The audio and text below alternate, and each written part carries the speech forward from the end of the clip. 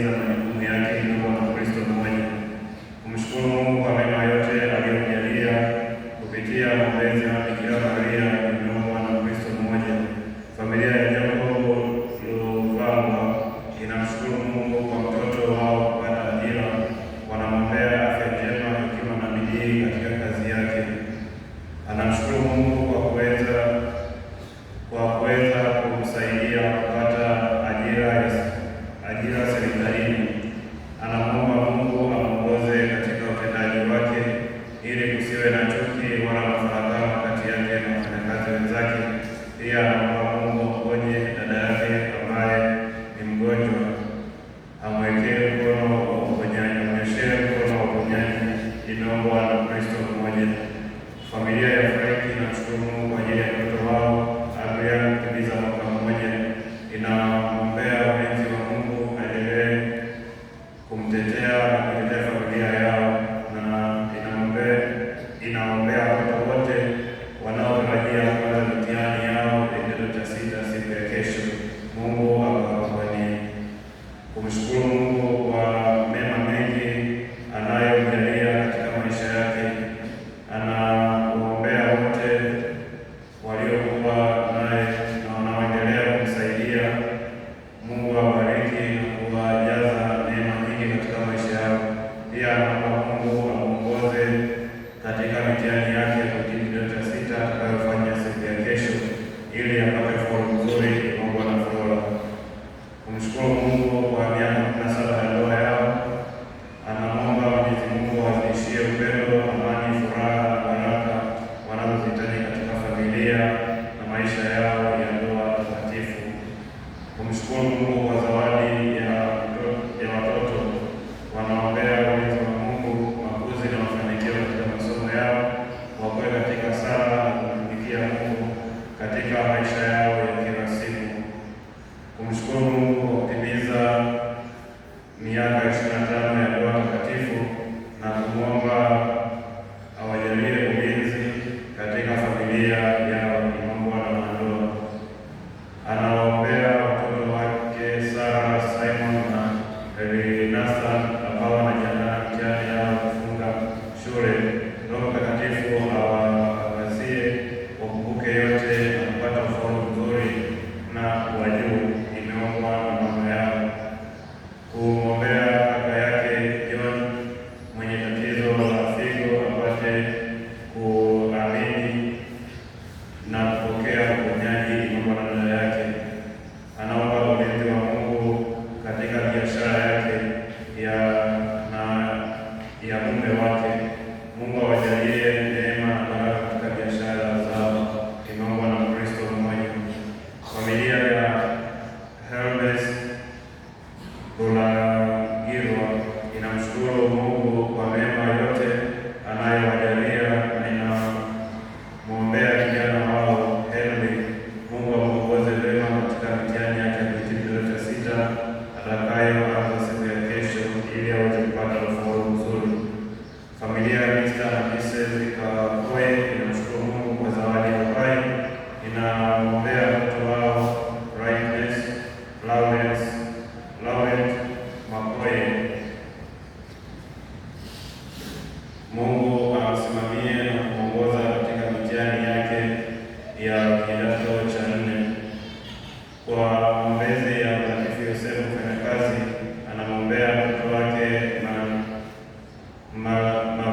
Makwina aweze kupata kazi. Uongozi wa shule ya Tusime unaombea wanafunzi wa kidato cha 6 mtihani mwema wa taifa unaotarajia kuanza tarehe 4 mwezi wa 5, 2026. Wanamwomba sana Roho Mtakatifu aweze kuwakumbusha yote waliofundishwa na kuyajibu vyema kwenye mitihani yao.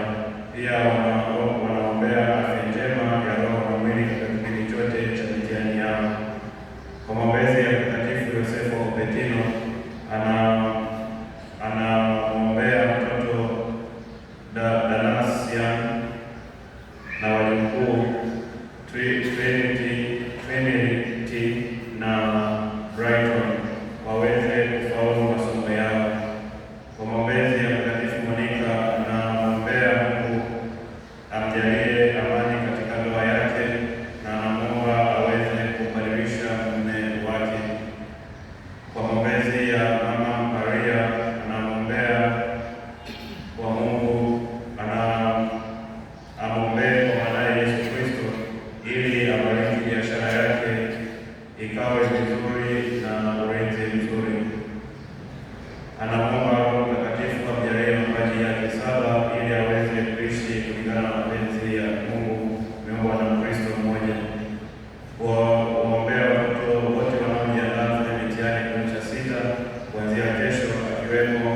Diana Didas wanamuomba Mungu awajaze roho ya utulivu waweze kufanya vizuri kwenye mitihani yao. Imeombwa na familia ya Didas. Anaombea wanafunzi wote wa kidato cha sita wa Mbezi High School afya njema na maandalizi mema ya mitihani ya kuhitimu kidato cha sita. Mungu Roho Mtakatifu awaongoze ili wafanye vizuri mitihani yao. Imeombwa na Flora. Kumwombea binti yao Alicia Clinton Munishi akuwe kwenye maadili ya kupendeza Mungu. Kumwomba Mwenyezi Mungu aweze kujalia ajifungue salama. Imeombwa na Mrs. Clinton Munishi.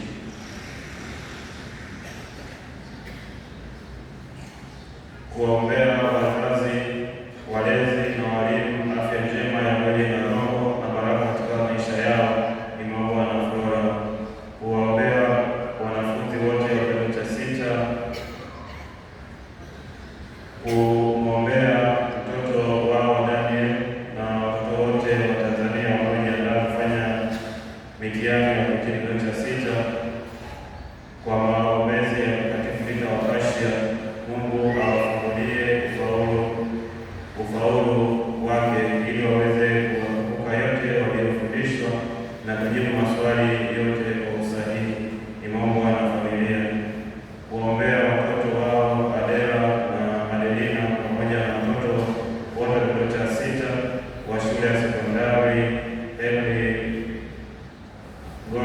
Bogart na watoto wote wa kidato cha sita wanaoanza mitihani yao siku ya kesho tarehe 4 mwezi wa 5 2026. Mungu Roho Mtakatifu awaangazie ili waweze kukumbuka yote waliyosoma, awaondolee wasiwasi ili waweze kufanya vizuri katika mitihani yao na kupata ufaulu mzuri. Imeombwa na wazazi wao. Kumwombea mwanaye Albert Ndolame na wanafunzi wote wa kidato cha sita wanaojiandaa kuanza mitihani yao siku ya kesho ili Mungu Roho Mtakatifu awakumbushe yote waliosoma na awaangazie waweze kujibu mitihani yao ya kidato cha sita kwa ufasaha. Kumwombea kaka yake Martin Segeja atakayeanza mitihani ya kuhitimu kidato cha sita siku ya kesho Jumatatu. Mungu amsaidie aweze kufaulu vizuri na kupata daraja la kwanza. Pia Mungu amjalie neema na akili ya kukumbuka alichosoma shuleni. Imeombwa na dada zake Joyce Teresia na Marieta Segeja. Kuwaombea wanafunzi wote wa kidato cha sita wanaojiandaa kufanya mitihani yao ya kuhitimu kidato cha sita siku ya kesho. Mungu awajalie afya njema, hekima waweze kujibu mitihani yao kwa ufasaha. Imeombwa na Flora. Anawaombea watoto wake ulinzi wa Mungu katika maisha yao na katika masomo yao. Mungu awakumbushe yote waliofundishwa, vilevile awafungue ufahamu wao wamjue Mungu zaidi katika imani ya Kanisa Katoliki. Kumwombea ulinzi mume wake ili kumwombea ulinzi wa Mungu mume wake, vilevile aweze kujalia afya njema. Mungu amlinde na mabaya yote, awasalimishe na kuwarekebisha wote wanaotaka kumdhulumu. Imeombwa na mke wake. Kuwaombea watoto wake Karen na Riana wanaojiandaa kwa mitihani yao ya kidato cha sita. Mungu akawakumbushe yote waliofundishwa na kufanya vizuri. Imeombwa na wazazi wao. Kumwombea Elizabeth Chezue katika mitihani yake atakayoanza siku ya kesho Jumatatu. Roho Mtakatifu amkumbushe yote aliyosoma. Imeombwa na Regina Chezue. Maombezi ya Bikira Maria wanamwombea binti yao Diana awe na afya njema na utulivu wa akili kuelekea mitihani yake kidato cha sita itakayoanza siku ya kesho. Mungu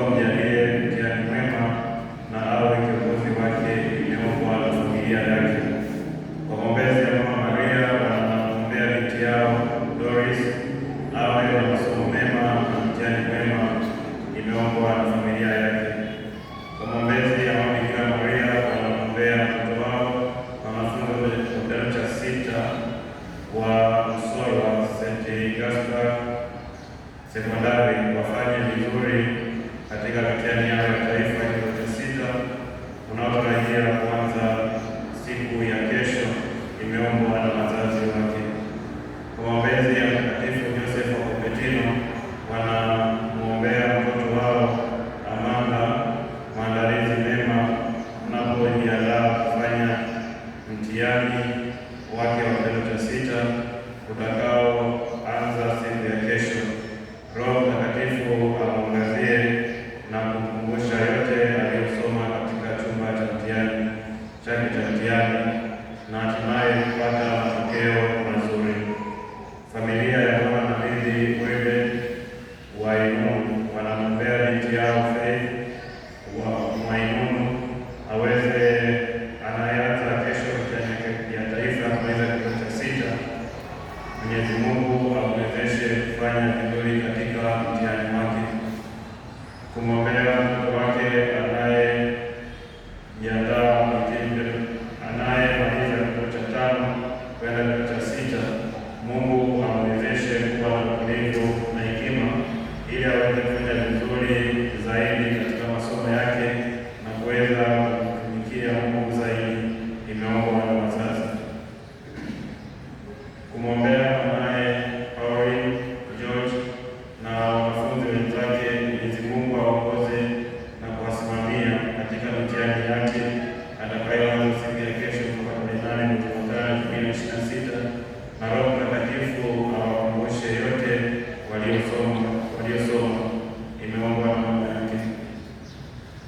Kumwombea mwanaye Peter George, Mwenyezi Mungu amfungulie milango na baraka na neema ili aweze kupata kazi, imeombwa na mama yake. Kwa maombezi ya Mtakatifu Joseph wa Cupertino, anamwombea mtoto wake Edwin Rais Mjimba. Mungu Mwenyezi amjalie Roho Mtakatifu atakayeweza kumwangazia vyema katika mitihani yake ya kuhitimu kidato cha 6 atakayoanza siku ya kesho. Ajiandae vyema na mitihani yake na hatimaye kupata ufaulu mzuri, imeombwa na familia ya Mjimba. Familia ya Mulu ya Muya inamshukuru Mungu kwa malezi bora walioyapata kutoka kwa mama yao Modesta. Wanamwombea azidi kufurahi matakatifu kwa mbinguni. Kumwombea Anton, kumshukuru Mungu kwa kuweza kumponya Anton aliyekuwa anasumbuliwa na magonjwa. Wanazidi kumwombea afya njema na aweze kuimarika zaidi na zaidi. Kumwombea mama yake Modesta ya Muya anayetimiza miaka 9 tangu kumwombea mama yake Modesta ya Muya anayetimiza miaka 9 tangu alipoondoka hapa duniani. Mungu Mwenyezi amsamehe makosa yake na amjalie pumziko la milele mbinguni. Kumwombea mama yao Adelina Mtawaba Kiondo anayetimiza miaka 8 tangu kufariki kwake tarehe 3 mwezi wa 5 2018. Mungu amjalie pumziko la milele mbinguni. Kumwombea marehemu Gabriel Changara, Mwenyezi Mungu amsamehe makosa yake na ampatie pumziko la amani, imeombwa na Harriet Changara. Kumwombea mume wake Frederick Simon Magambo, Mwenyezi Mungu amsamehe dhambi zake na amjalie pumziko la amani mbinguni. Kumwombea baba yao mpendwa sana marehemu mzee Dennis Simon Kesi apate rehema kwa Mungu apumzike kwa amani, imeombwa na familia ya Mr. Godwin Dennis Kesi.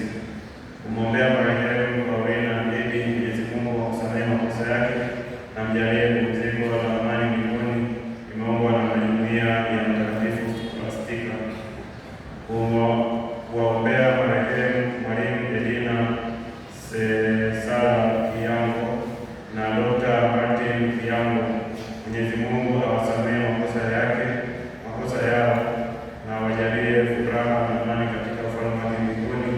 Imeombwa na Vedasto Msazukwako.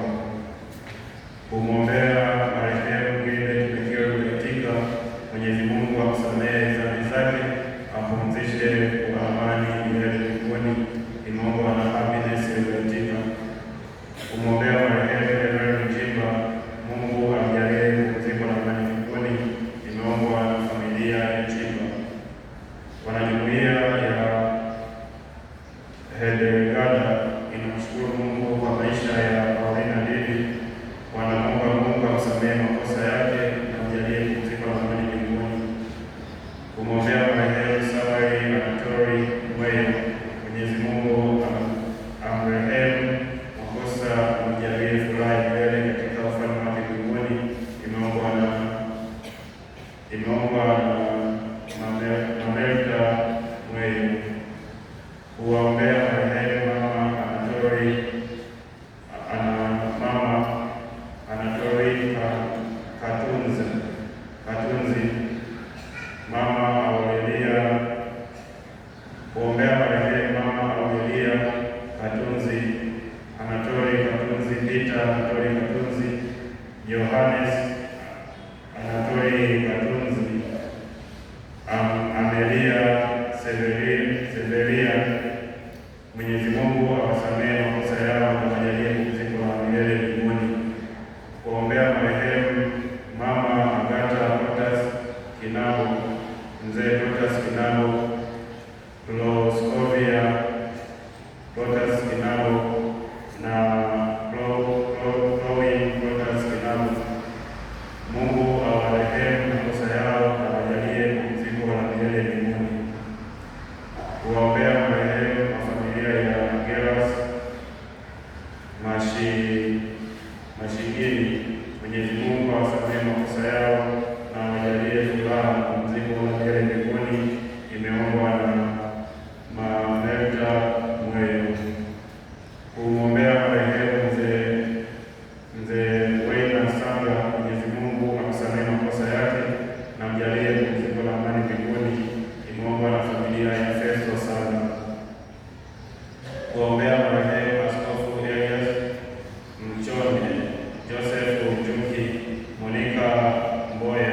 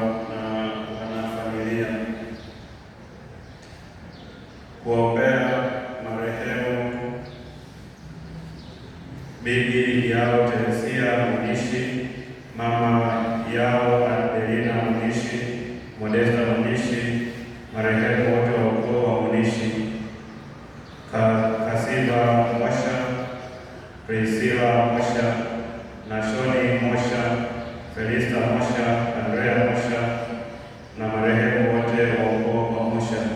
Mwenyezi Mungu awasamehe makosa yao na awajalie pumziko la amani mbinguni.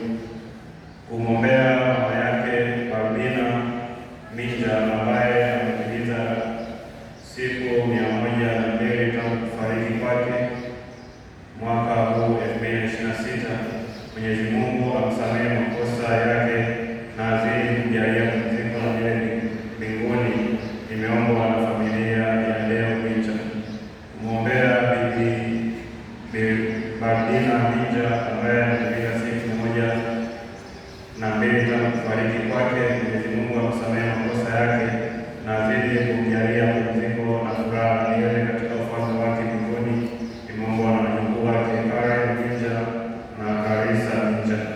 Kumwombea mke wake Barbina Minja ambaye ametimiza siku 102 tangu kufariki kwake.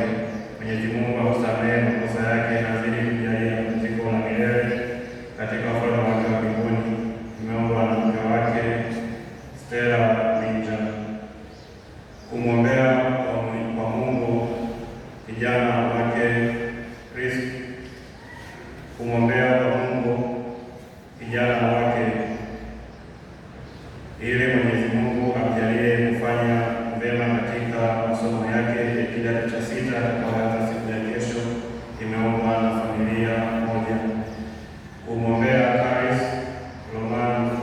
Mwenyezi Mungu amjalie Roho Mtakatifu ili aweze kumwangazia katika mitihani yake ya kidato cha 6 atakayoanza siku ya kesho na aweze kupata ufaulu mzuri. Imeombwa na Jenista. Imeombwa na Janet Mgaima.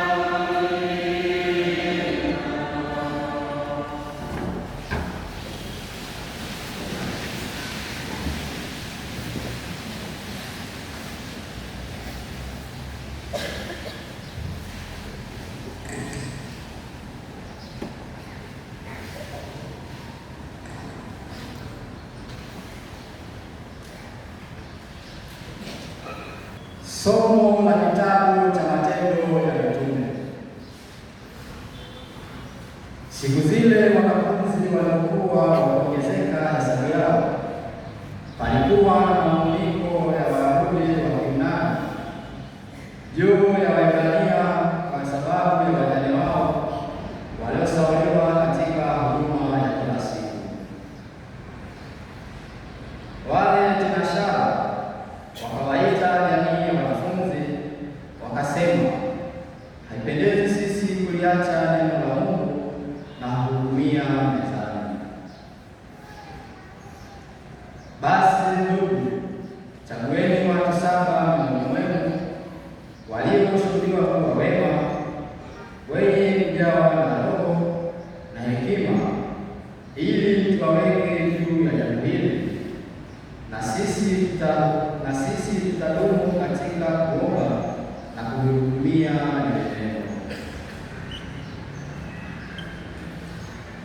neno hili likapendeza machoni pa makutano wote. Wakamchagua Stefano, mtu aliyejaa imani na Roho Mtakatifu, na Filipo na Prokoro na Nikanori na Timoni na Parmena na Nikolao mwofu wa Antiokia, ambao wakaweka mbele ya mitume, na walipokwisha kuomba wakaweka mikono juu yao. Neno la Mungu likaenea, na hesabu ya wanafunzi ikazidi sana katika Yerusalemu. Jamii kubwa ya makuhani wakaitii ile imani.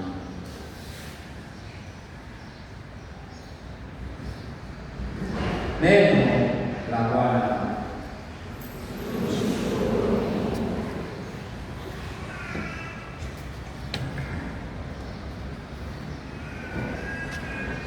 Wimbo wa katikati ni itikio: Ee Bwana, fadhili zako zikae nasi kama vile tulivyokungoja wewe.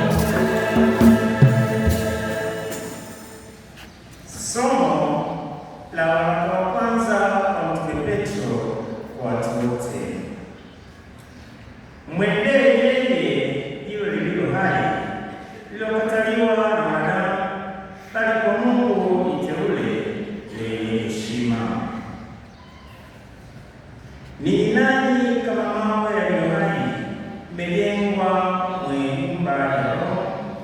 Ukuhani mtakatifu, mtoe dhabihu za Roho zinazokubaliwa na Mungu kwa njia ya Yesu Kristo, kwa kuwa inaandikwa katika Maandiko, tazama, naweka katika Sayuni jiwe kuu la pembeni, teule lenye heshima, na kila amwaminie atatayarika. Basi heshima hii ni kwenu ninyi mnaoamini, bali wao wasioamini jiwe walilokataa waashi limekuwa jiwe kuu la pembeni, tena jiwe la kujikwaza mguu na mwamba wa kuanguka. Kwa maana kujikwaza kwa neno lile wasiliamini, nao waliwekwa kusudi wapate hayo. Bali ninyi ni uzao mteule, ukuhani wa kifalme, taifa takatifu, watu wa milki ya Mungu, mpate kuzitangaza fadhili zake yeye aliwaita mtoke gizani mkaingie katika nuru yake ya milele. Ya ajabu!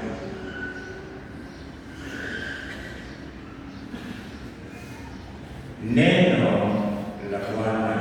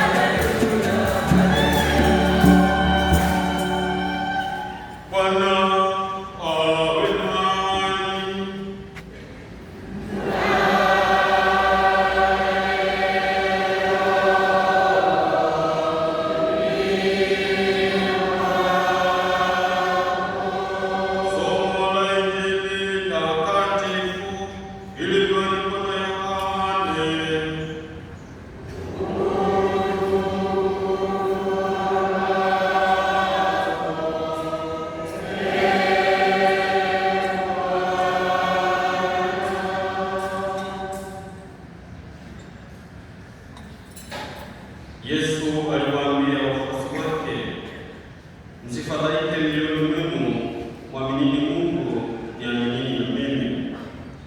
Nyumbani mwa Baba yangu mna makao mengi, kama sivyo ningaliwaambia, maana naenda kuwaandalia mahali.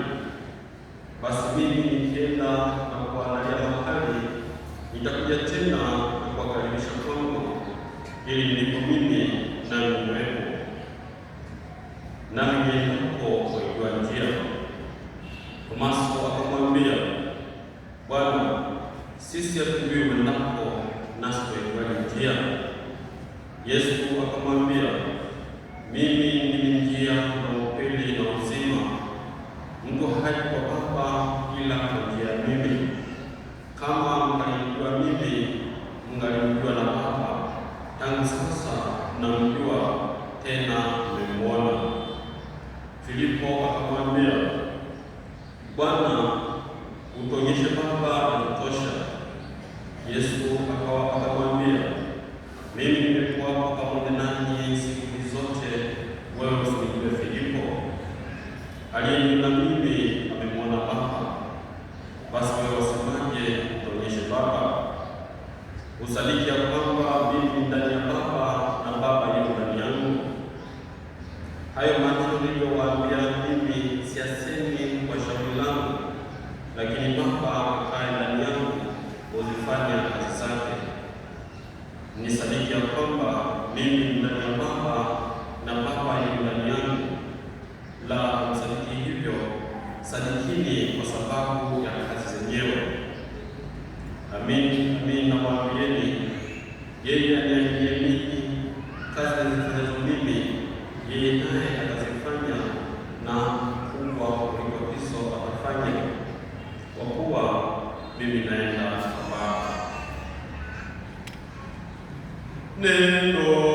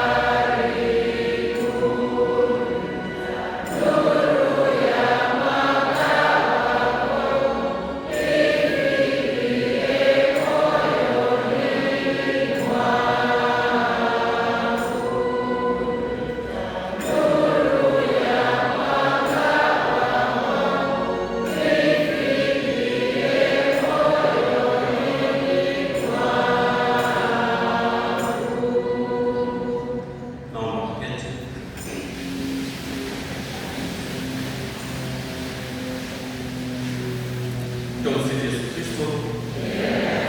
Yesu ni mwema na kila wakati. Basi kama nilivyotangulia kusema kwamba tuko Dominika ya 5 ya Pasaka ya mwaka wa Kanisa, Dominika ambayo basi tunasikia mambo mengi, lakini la msingi kwamba Yesu Kristo ni njia, ukweli na uzima. Kwa kawaida Biblia ya Kanisa Katoliki kwa muda takriban mzima huwa masomo yote ya kwanza yanatoka kwenye kitabu cha Agano la Kale, masomo ambayo huwa kila kulisoma itakuwa naelezea uhusiano uliopo kati ya Mungu na Wayahudi, na ile mfano kushuka, wanaamka na changamoto mbalimbali ambazo huwa wanazipitia kwa kipindi chote ambacho walikuwa na nchi ya ahadi. Kwa hiyo kwa somo la kwanza kwa muda wa mzima, tunapoingia kipindi cha Pasaka kuanzia Jumapili ya Pasaka mpaka Pentekoste huwa tunabadilisha. Somo la kwanza halikuwa kitabu cha Agano la Kale, bali linatoka katika kitabu cha Matendo ya Mitume. ni somo ambalo kwa linaelezea zile ada ambazo walikuwa wanapitia wale mitume 12 na wale wafuasi wa kwanza wa Yesu mara baada ya Yesu kuteswa, kufa na kufufuka, kipindi ambacho kilikuwa ni kipindi kigumu sana kwao, sababu kipindi ambacho wamejawa na hofu, hawajaamini, mara wamekuta gerezani, mara mbele ya wakuu wa viongozi wa kanisa. Kwa hiyo unakuta kundi hilo lilikuwa limetelekezwa, limekataliwa, hadi kila mtu analikataa, sio viongozi wa serikali, sio viongozi wa dini, kila mtu alikuwa anaona kama waasi. Kwa hiyo haya yote yakawasababishia mambo mengi sana katika maisha yao. Kwanza, wakawa wanaishi maisha ambayo hawajaamini kabisa.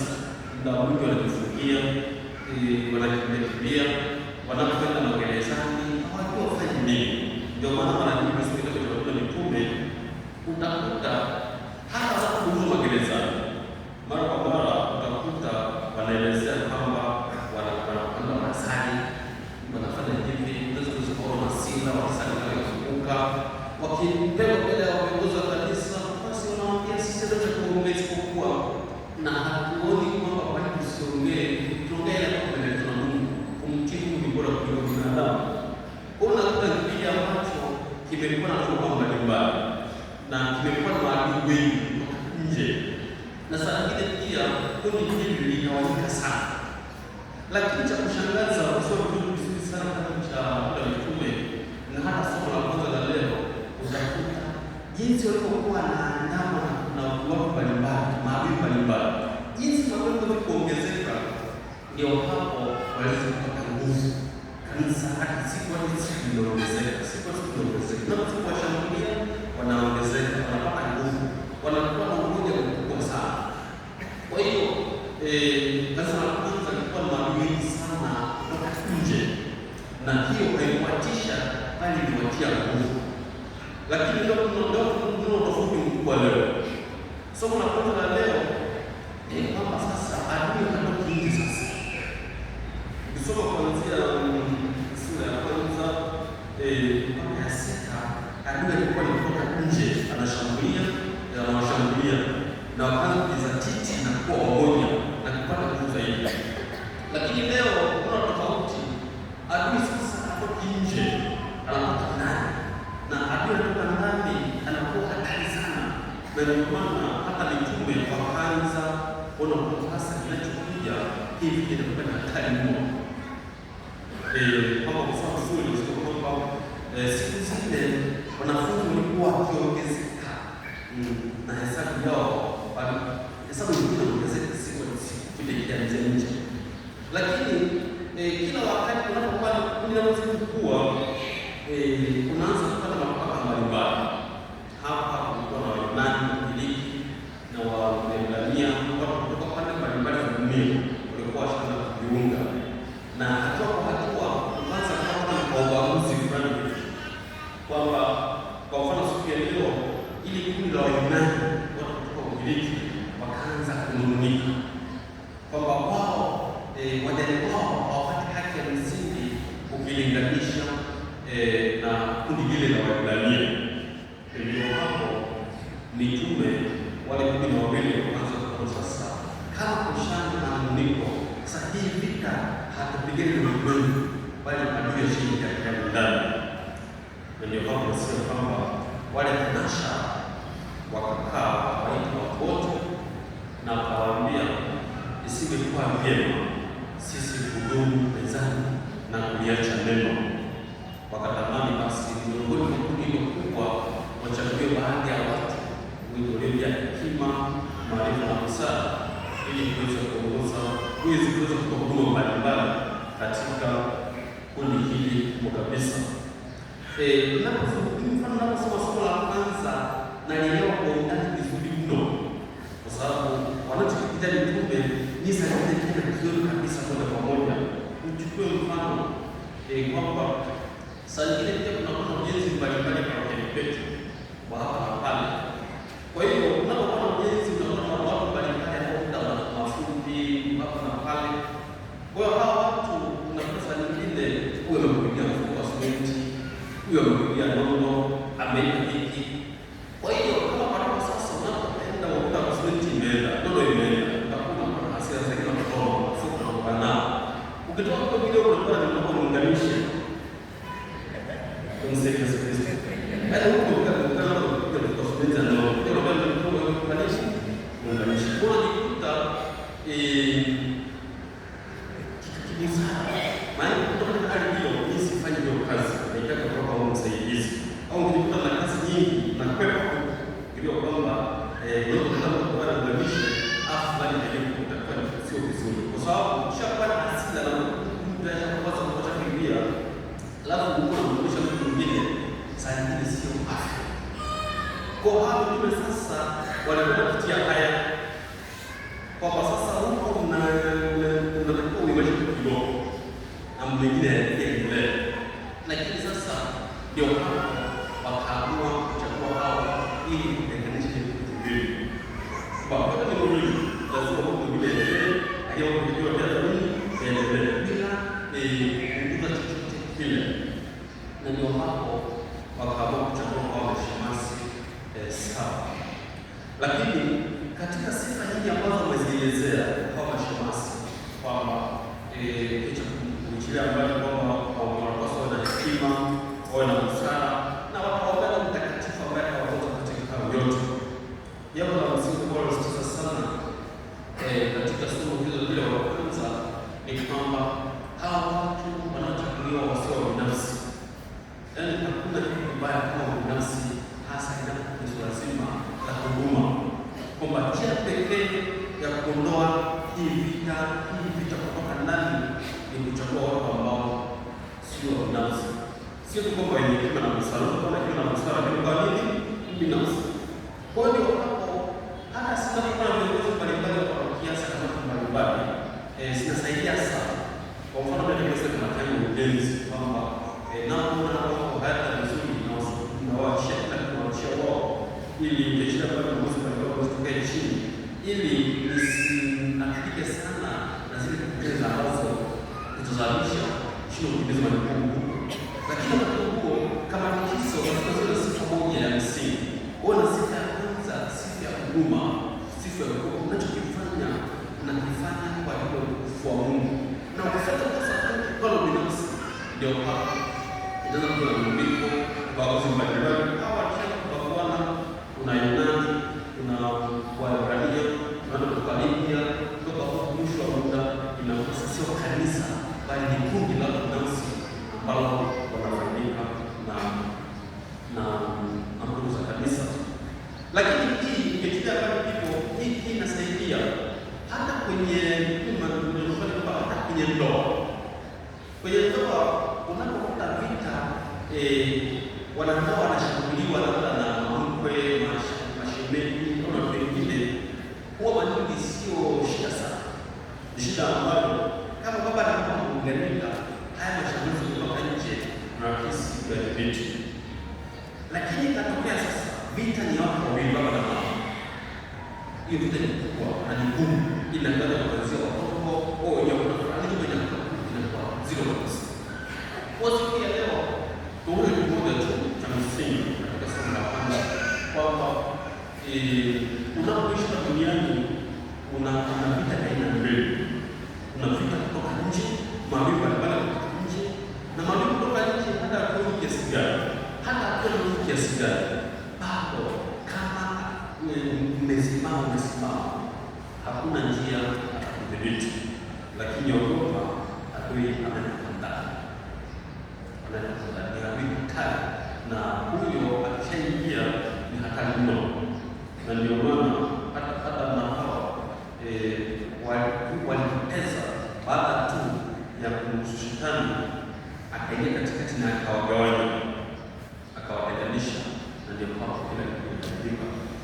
Kwa hiyo lakini haya yote kusoma Injili ya leo inakuelekeza vizuri kwamba Yesu anawaambia hata msifadhaike, anawasifu hata katika hali hiyo msifadhaike. Jambo la msingi kwamba kila wakati vita ipo na haikukiki. Kama unaishi na damu duniani, hakuna njia ya kupata mbali, na bila hiyo vita hakuna njia ya kuwa na kukomaa. Vitu vinamsaidia mtu kukua na kukomaa, lakini ili kusaidia kukua na kukomaa, lazima tukue tukizingatia. Lazima ujue kwamba katika kutajiri na kushinda, ujue kwamba Yesu Kristo ni njia, Yesu Kristo ni uzima, na Yesu Kristo ni ukweli. Hiyo vita yote ukiweka mabegani mwa Yesu, kama kumaanisha Kristo, ukafahamu kama matatu, basi ndugu zangu, kila wakati unakuwa mshindi. Masomo haya yanapeleka sasa kwenye kupaa mbinguni, kwamba Yesu Kristo anaangamiza kila kitu, na anaposhinda basi anakuwa na ile mbele ya ushindi. Kwa siku ya leo tunapozidi kuelekea Papa siku ya Pentekoste, kumbe kwamba kama kanisa kuna maombi mbalimbali, na kila tunaposhambuliwa kanisa kwa limebadilika. Tumekuwa na maombi mengi tangu kukaribiana, lakini maombi wale bado kanisa limekuwa moja, linazidi kuimarika, imani inaongezeka.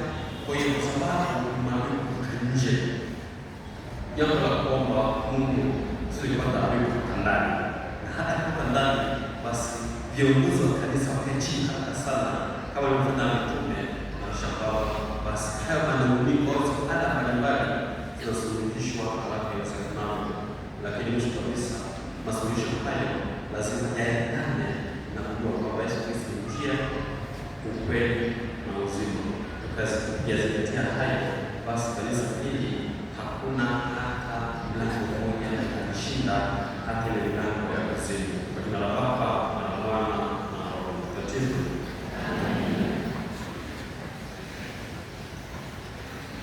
Naomba tusimame.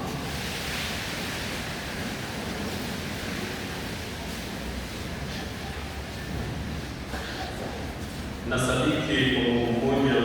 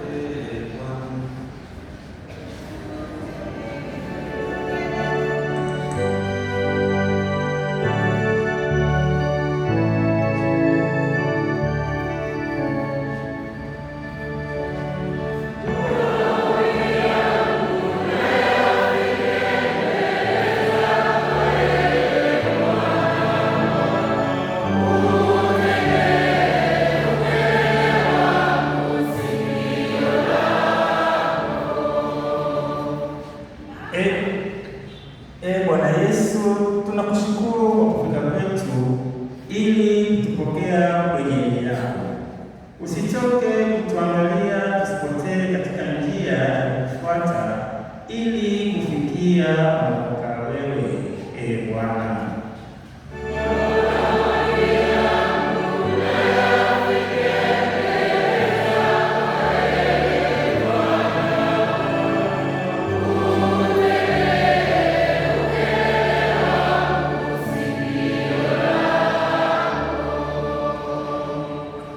Mtume Tomasi alituuliza habari ya njia ile ya kufikia heri. Utusaidie kukutambua wewe kama njia yetu ya heri ya hapa duniani na huko mbinguni, Bwana.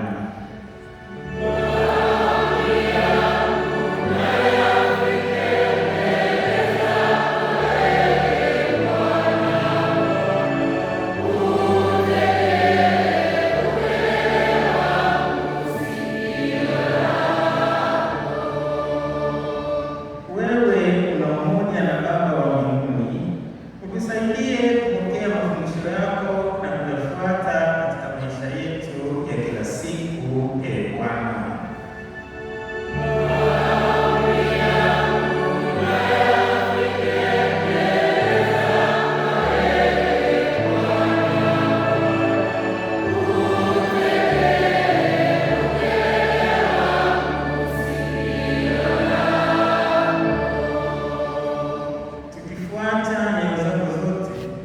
Utuangaze kutambua shida za wenzetu na kuwasaidia, Bwana.